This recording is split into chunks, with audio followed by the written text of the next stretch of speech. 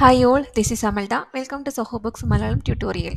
ഈ സെഷനിൽ നമ്മൾ GSTR 3B റിപ്പോർട്ടാണ് നോക്കുന്നത്. GSTR 3Bൻ്റെ സമ്മറി നമുക്ക് ഇവിടുന്ന് കിട്ടും.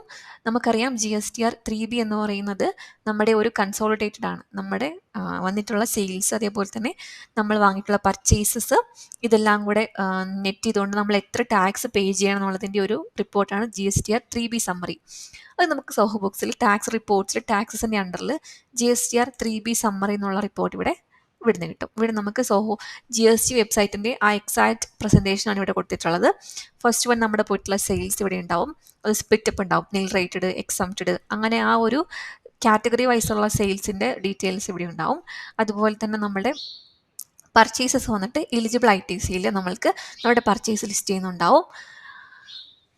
ഈ ഒരു റിപ്പോർട്ടിന് നമുക്ക് എന്ത് ചെയ്യാം, ഒന്നുകിൽ നമുക്ക് ഡയറക്റ്റ് ആയിട്ട് നമുക്ക് ഈ റിപ്പോർട്ടിനെ റെഫർ ചെയ്തുകൊണ്ട് നമ്മളാണ് ഫയൽ ചെയ്യുന്നതെങ്കിൽ GST വെബ്സൈറ്റിലേക്ക് ഡാറ്റ ഫില്ല് ചെയ്ത് കൊടുക്കാം. ഇല്ലെന്നുണ്ടെങ്കിൽ ഇത് നമുക്ക് എക്സ്പോർട്ട് ചെയ്യാം. JSON ഫയലായിട്ട് എക്സ്പോർട്ട് ചെയ്തിട്ട് നമ്മുടെ GST വെബ്സൈറ്റിലേക്ക് നമുക്ക് അപ്ഡേറ്റ് ചെയ്യാനുള്ള ഓപ്ഷൻ ഉണ്ട്. അല്ലാന്നുണ്ടെങ്കിൽ നമ്മൾ തന്നെ പ്രിൻറ്റ് ടു PDF കൊടുത്തതിന് ശേഷം നമ്മുടെ കൺസൾട്ടൻറ്റിന് കൊടുക്കുകയാണെങ്കിൽ അവർക്കും അവിടുന്ന് ഫയൽ ചെയ്യാനുള്ള ഓപ്ഷൻ നമുക്ക് കിട്ടും.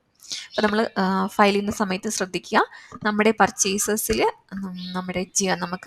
നമ്മൾ ഓൾറെഡി എൻട്രി ചെയ്യാത്ത ഏതെങ്കിലും പർച്ചേസസ് GSTR 2B എന്നുള്ള റിപ്പോർട്ടിൽ കിടക്കുന്നുണ്ടെങ്കിൽ നമ്മൾ അതും കൂടെ ഫില്ല് ചെയ്തിട്ട് നമ്മുടെ GST വെബ്സൈറ്റിൻ്റെ പർച്ചേസസും നമ്മുടെ കയ്യിൽ നമ്മുടെ ബുക്സിലുള്ള പർച്ചേസും നമ്മൾ ടാലി ആക്കിയതിന് ശേഷം ഫയൽ ചെയ്യുകയാണെങ്കിൽ നമുക്ക് ഫ്യൂച്ചറിൽ ഒരു എററൊന്നും ഇല്ലാതെ നമ്മുടെ അക്കൗണ്ട്സ് എപ്പോഴും ആക്യുറേറ്റ് ആയിട്ടിരിക്കും.